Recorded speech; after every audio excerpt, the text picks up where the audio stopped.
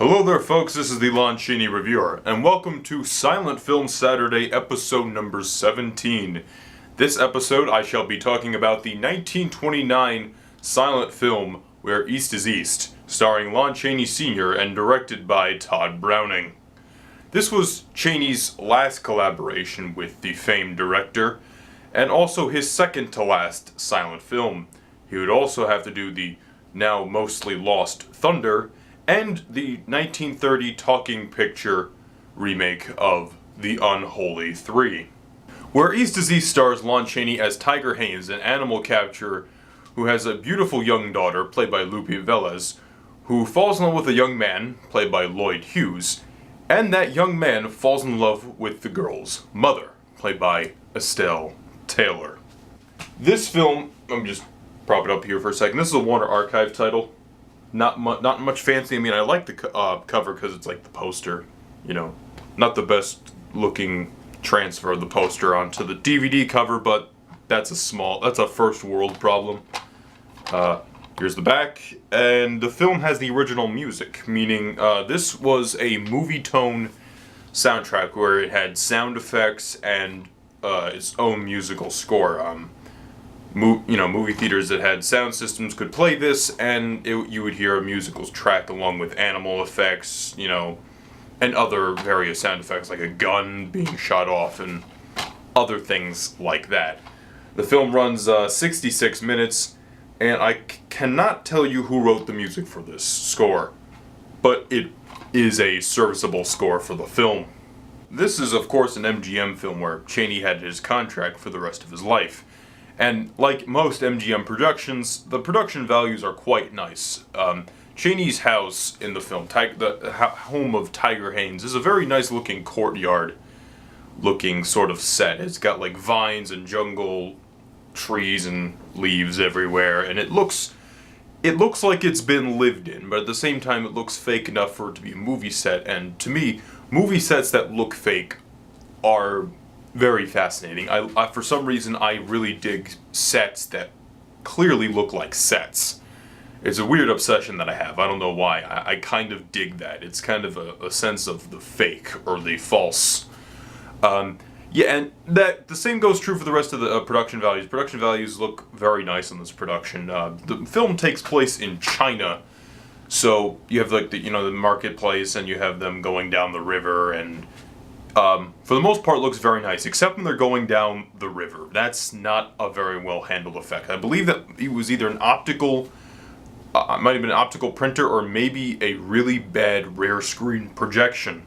And yes, there are Chinese actors in this film, Asian actors in this film playing Chinese stereotypes, and this might feel uncomfortable for many viewers, but you have to keep in mind, this film is over 80 years old. There were different cultural attitudes, movies were very different, and silent movies are a very different medium. In talkie films, the advantage that you have is that you're able to craft these more developed characters through dialogue and, sound. Whereas in a silent film, you need a caricature. You need someone who, can fill a role and do it well. And that's why you have to respect some of the great silent actors, because they were able to give amazing performances even despite, the inherent limits of their character, especially actors like Chaney and many others. And going to Chaney gives a very compelling performance in this film. He is the father figure of the film. The opening scene of the film, he's hunting, he's capturing a tiger.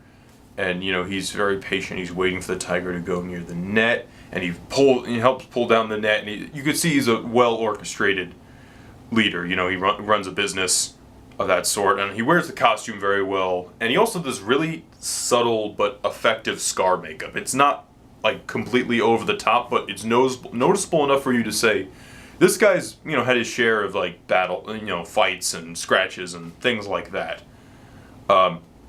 Lupe Velez, who plays Toyo, Chaney's daughter in the film, is also is quite effective. She's one of the two best performances of the entire film, or two or three best performances. I don't know. I think the entire cast is very good, but she's peppy. She's got spunk. She has a lot of chemistry with Chaney on screen as a father-daughter relationship goes, and that's what a lot of the Chaney films were. They were either like love triangles or like Chaney was a father losing his daughter to someone else. Speaking of losing your daughter, Lloyd Hughes is in this movie. He played Ed Malone in Silent Film Saturday episode number 3, The Lost World. So he somehow got on Silent Film Saturday again. And he turns in a serviceable performance in this film. He's not terrible, but then again, he doesn't create this oh my god character. But in the scenes where he's conflicted with the love of Toyo and the Estelle Taylor character, he does that well enough. And going to Estelle Taylor, she is excellent in this film. She is a classic femme fatale.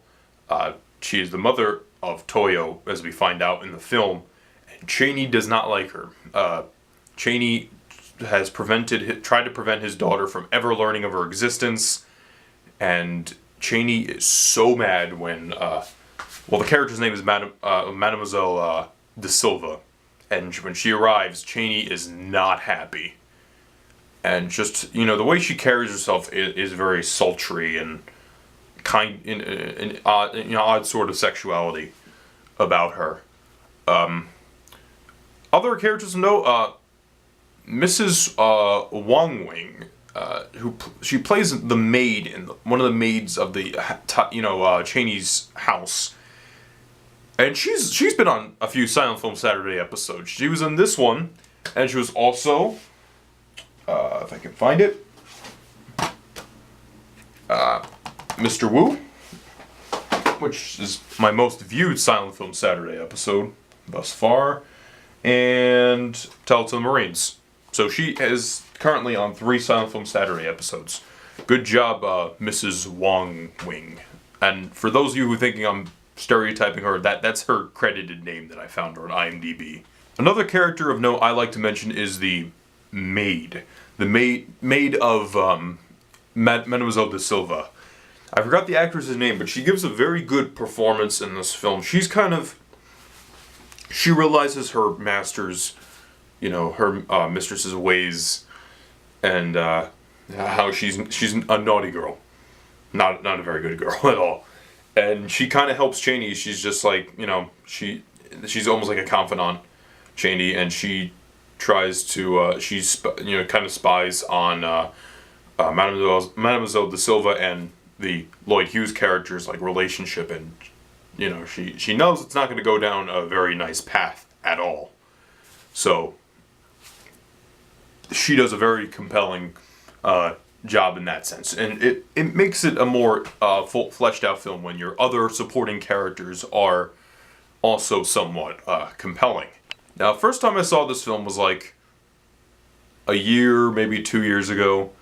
I watched it on TCM, and I own the DVD now, and I liked it when I first watched it, and I liked it even more now with rewatching it, because I know the story and the plot, and since I hadn't watched it in a while, I was also kind of surprised at how certain things were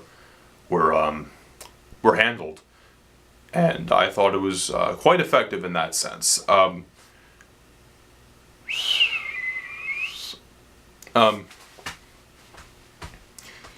So in terms of recommendation, well, the film's only 66 minutes long. This is a Warner Archive release, so I wouldn't go out purchasing the DVD unless you're a hardcore silent film collector or a hardcore Lon Chaney Sr. collector. Then that's the only reason why you would even consider getting this, especially if you're someone like myself. But if you are interested in this film, I would check it out. It's only 1 hour and 6 minutes long, and it's not a bad film. It's actually a pretty good one. I recommend it. It's a good one. I'll see you guys next week for Silent Film Saturday. Next week is 4th of July week. I might be posting 2 videos that week, but it might be difficult because I'm going on vacation this weekend on Sunday. So this episode will be uploaded on Saturday, and I'm going to say the Silent Film Saturday is going to be America themed. It's definitely going to be an American film, and I'm going to reveal it right. Surprised? Well, I am going to review it. I'm not trolling you or anything. So, The 18th episode of Silent Film Saturday, which is 4th of July week, I shall discuss the 1915 monumental epic, The Birth of a Nation.